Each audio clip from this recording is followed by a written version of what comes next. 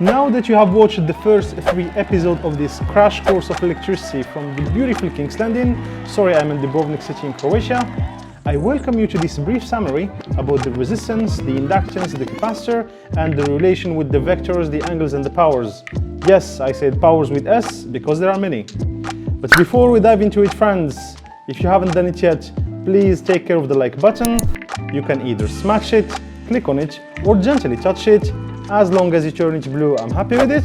And if you haven't done it yet, please subscribe to my YouTube channel and hit the notification bell so you can stay tuned. This has been said. Enjoy the video, my friends. Hello friends, and welcome to my YouTube channel. Since the COVID hit the world in 2020, I sold everything and went traveling the world.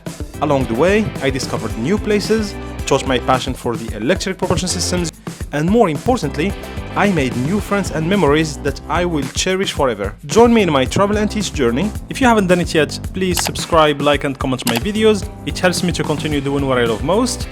Let's learn and travel together. Let's have fun.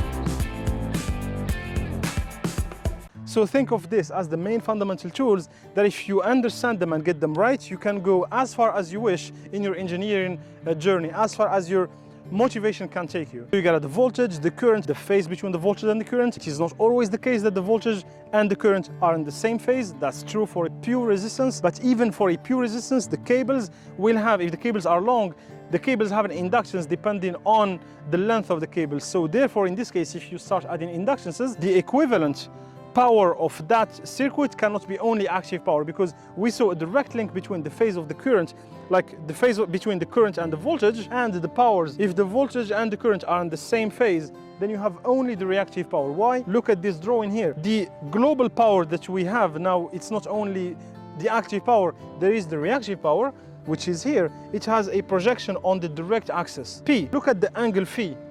This is phi, the same angle that is the phase between the voltage and the current. If the angle here, phi, goes to 0, then the vector will slip like this. S, this is S, the blue line here. If this is S, does it have any projection on the quadrature axis? No. Therefore, the Q, the projection Q will be equal to 0.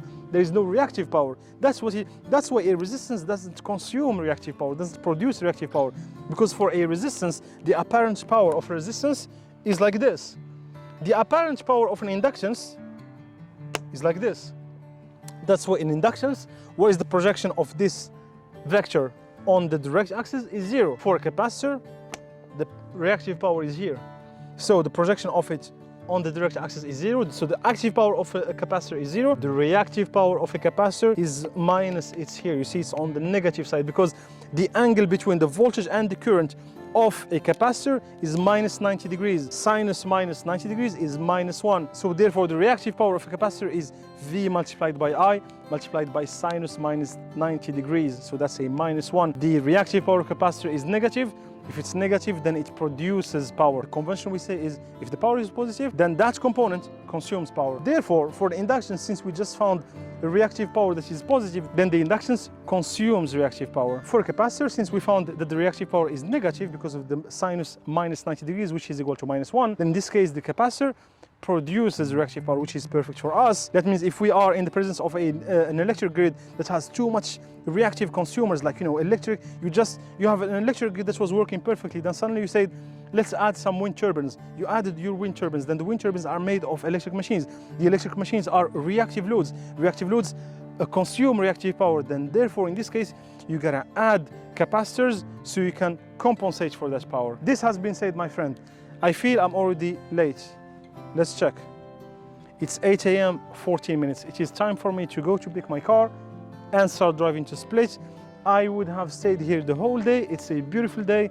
The sun is rising on King's Landing. Thank you, my friends, for following my journey in the beautiful country of Croatia, right in front of the Mediterranean Sea. I thank you for watching the videos, for all your engagement. This is not an adieu.